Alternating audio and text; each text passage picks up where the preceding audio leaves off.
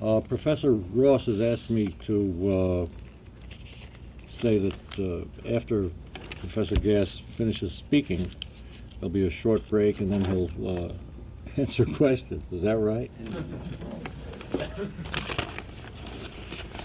I had felt very bad about my introduction until I saw about 25 minutes ago the St. Louis Weekly, which is of September 14th this year. What the hell is it? And I thought I would quote from it.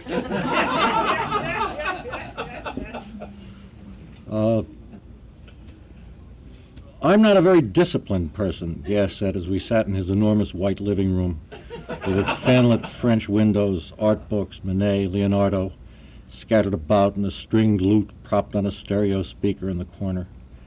I can't get a set number of words written each day like Thomas Mann. I can't manage to block my life out that way. And I don't have the emotional callousness that enabled him to write his daily stint on the day of a family suicide. I don't enjoy writing, he said. There was a time I did. In high school, I wrote easily, loved everything I wrote, was astounded at my own ability. It's not been pleasant since. I write now because I feel terrible when I don't. I get a feeling of great futility. But he said, quote, a terrible procrastinator because I have such a hatred of authority, of all things that assume a position of command, of push. It can be simple things. Let's say I've not paid a bill on time and I get it done. Then I won't pay that bill for an extra long time. I'm overwhelmed by my resistance to pressure. That's really a pain. I don't answer letters for months because I'm supposed to answer them. Well, let's get something straight. You don't bother people. You think I enjoy this? I don't enjoy introducing people. For that matter, I'm not all that crazy about even coming to talks in this room. There's all those stairs to climb.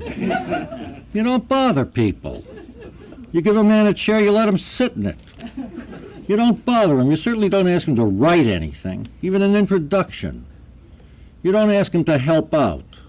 You go elsewhere. You leave folks alone. I'm invited to somebody's house. I don't fill up the doggy bags to take back like so many centerpieces on tables at the affairs and hotels. I'm fetched by duty. Duty fetched me up those steps. The doggy bags of obligation. I came in on the arm of guilt. They're calling in their chits. A pal in hospital for tests.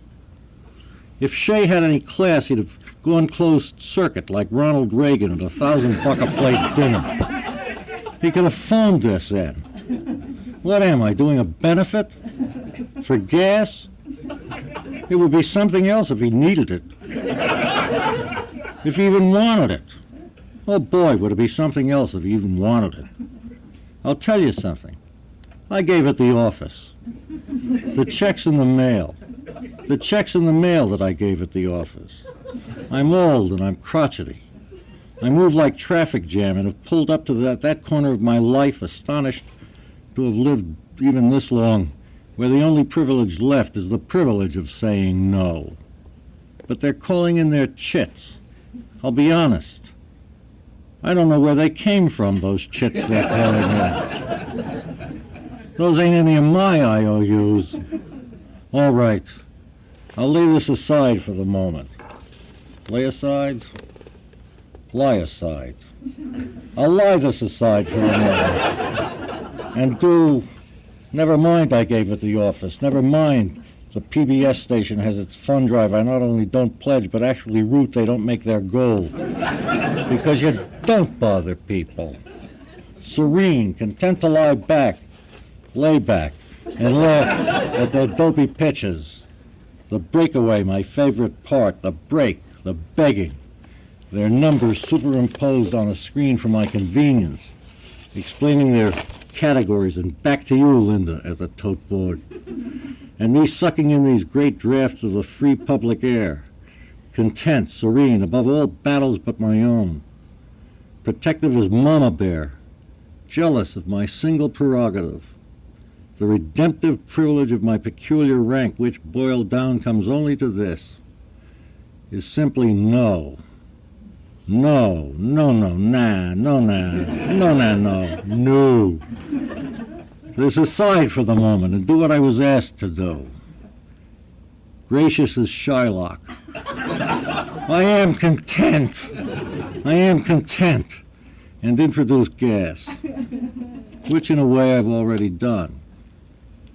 In feigned, though not entirely, belligerence like a second language, in mock antipathetical, inimical, no love lost, rancorous enmity, and would invite you now to listen to the real and thrilling thing, to the cool and stately hate of William Gass, to his large and loving ideas about language, to all his measured, metric, metered mood, his language controlled as a Lipizzaner, to Gass as a reader as well as a writer, and one of the great readers at that, probably the best I know, who does, in a delivery dignified as a metronome set high, what others cannot do, what I, who can tell a joke and even approximate the accents, cannot do with all my adoptive voices, but which he handles with the artful but autonomic grace of a fine swimmer breathing caesuras as he pulls,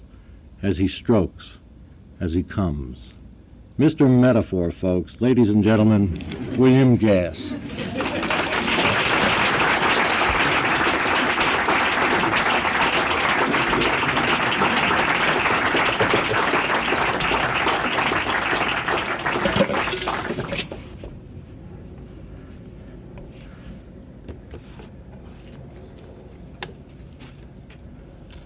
Well, that was marvelous, unfortunately. Well, that was marvelous, unfortunately.